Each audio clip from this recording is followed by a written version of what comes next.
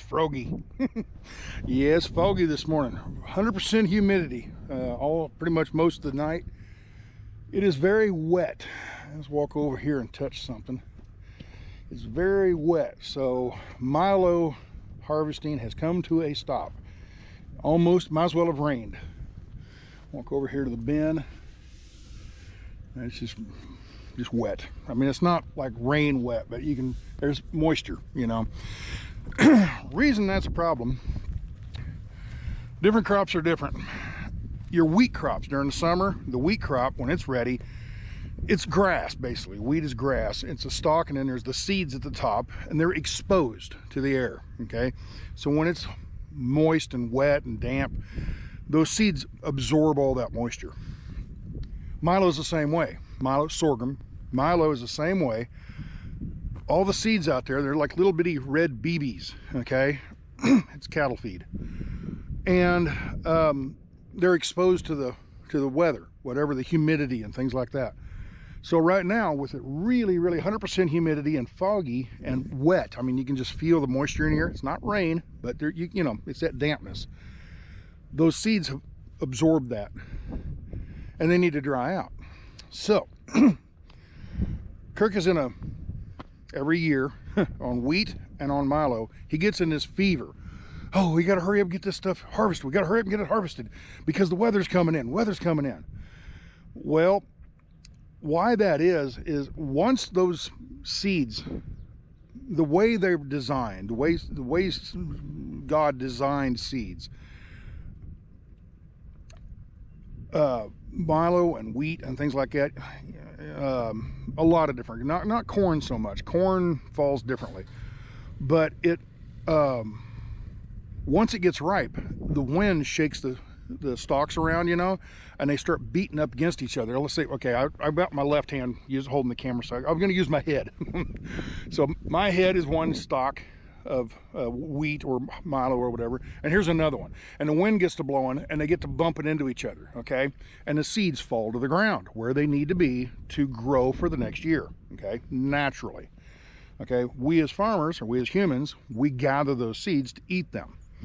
So you want to get that seed to the ripeness and the dryness that is acceptable to be put into a storage container, like a bin, or down at the elevator silos, or those ground piles, you know, where they put the big tarps over top of them. You want it to be a certain dryness, otherwise they'll be moist and they'll start rotting, okay? So you got to dry them out. Well, the sun dries them out to a certain level, and then you cut them. That's okay if you only got one little field, but if you're a big farmer like Kirk and have lots of acres, it takes time to get those all in.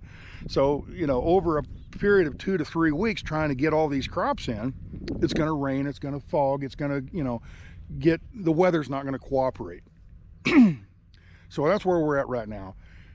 The grain is wet in the field, damp, it's absorbed moisture. So if you cut it and you take it down to the elevator and they test it and moisture test it, it's going to be too wet and they don't want to take it, and you don't want to put it in your own bins because it'll just rot, okay? So you got to wait till it dries out. So we're sitting around waiting for it to dry out. What do? You go home, play cards, head to the tavern, drink a beer? No, you do maintenance. So that's what we're going to do today. We've got a combine that has a hydraulic hose leaking. We've got some machinery that needs to be cleaned up, planters that need to be put away. So we're going to do those kinds of projects today up until about probably 1 o'clock. Around 1 o'clock, we're going to put the corn head on and go out and try to pick some corn. The reason you can pick corn in this weather is because of corn, it's protected by a husk. So all this moisture is on the outside of the husk, but the seeds on the cob on the inside, they're relatively protected from this moisture. All right, so not 100%, but you can pick corn in adverse conditions where you can't pick wheat or milo in those adverse conditions. So anyway, let's go see what we're doing here. Kirk just hollered something at me. We're going back to doing something. Oh, we're gonna go back here to see it. All right, So we gotta go back where I just came from. Anyway, that's what we're doing today. Just maintenance kind of things that you can't do when we're harvesting.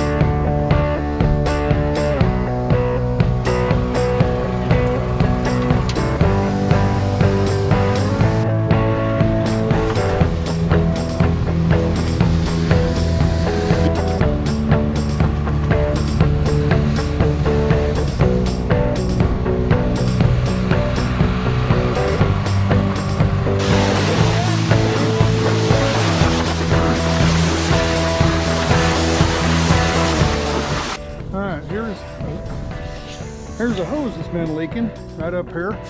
Kurt's gonna make a mess here, but right up in there is, thank you, Kurt. Thank you, Kurt. Thank you, Kurt. Appreciate that.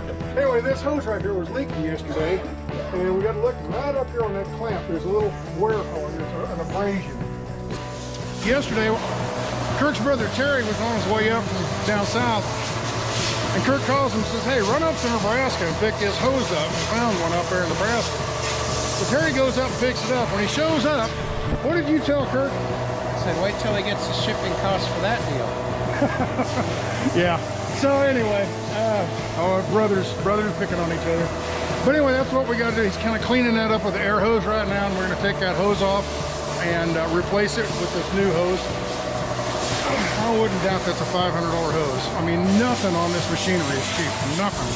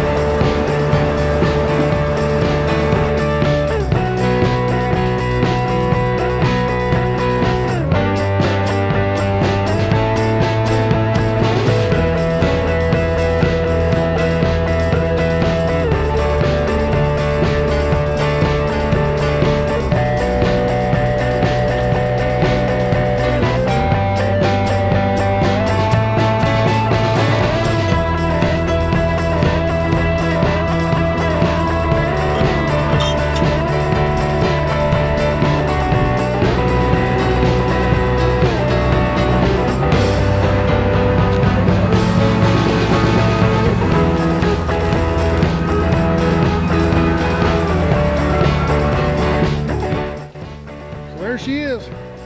That's it. This hose, right there, about 10 foot long. You got this fitting. We got that fitting.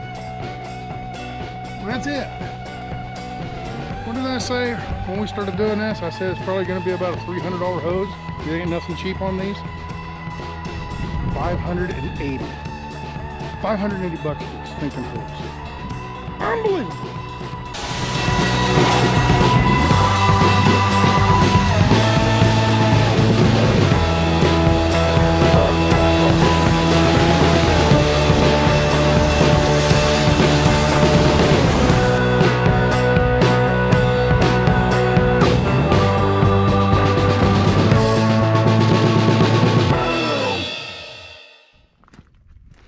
Let's go back and see what these guys are doing. Jim and Terry are hooking up the 370 to the grain cart. Now, in the previous videos, yesterday or a couple videos back, whatever, you saw me driving the 370 or the 480 or whatever it is. It's back behind the bin. we unhooked it and we're going to put the 370 on it. Why are we going to put the 370 on? Well, that's a almost $400,000 tractor, and this is probably $170,000 tractor, used price. And he says, why wear out a really high dollar tractor when you can use this one and it'll do the job? Makes sense. This one gets better fuel mileage. It's better on fuel consumption than that one. It's a smaller motor and all that. Another thing is those tires. They're expensive, but the tires are a whole lot cheaper. And I keep pointing back here. In between the bins back here, you can see the tractor back there. But anyway, I parked it around out of the way. But anyway, the tires are a whole lot less than the tracks. Those tracks cost a lot of money. So wear the lesser tractor out. Wear the lower valued tractor. Use it and for what it needs to do. Anyway, so they're hooking up the 370. Jim's in there hooking up the monitor. It's a scale. This grain cart has a scale on it. So when you're out in the field, you can, as they load you from the combines, you can see how much weight it is. You go over to the tractor or the semis, and you can put a certain amount of weight on a tractor and be legal for the highways. So anyway, that's what we're doing. We've been hooking that up, and but yeah, it's just why use a real expensive tractor? We had to use that one because this one has been in the shop. It has been up at Hoxie for the last week. There was a hydraulic leak underneath the cab. They had to take the cab completely off to get to that area to work on it. So yeah, but anyway, they had a hydraulic leak, and while they were doing all this, they found a problem with the wiring harness. So anyway, we had to replace those. So we didn't have this tractor, so we were using the big quad track, and it was fun driving that quad track. That's a neat machine. But anyway, once we get all this stuff hooked up, we've got the oil changed in the combine. We got the grain cart switched out with the proper tractor now. We've got the wheat was the seeders, the planters. We were cleaning the extra seed out. We're done with the planters now. So we're cleaning all that kind of stuff out. What else did we do? We got to do maintenance on something. Oh, we were cleaning up the way over there. There's a thing called turbo drill. Kirk doesn't own that. A guy loaned that to him, kind of like, hey, we'll let you use it, hoping you'll buy it, Anyway, we just washed it up earlier. Kirk washed that up earlier. We got to take that down to the other guy to, return it. So it's all this stuff you can't do, or you're doing when you can't be out in the field because it's overcast. It's 1 o'clock in the afternoon, and it's still no sun and cold and still damp. So we're not going to get any harvesting done today. Today is all about maintenance and catching up on things we've needed to do before.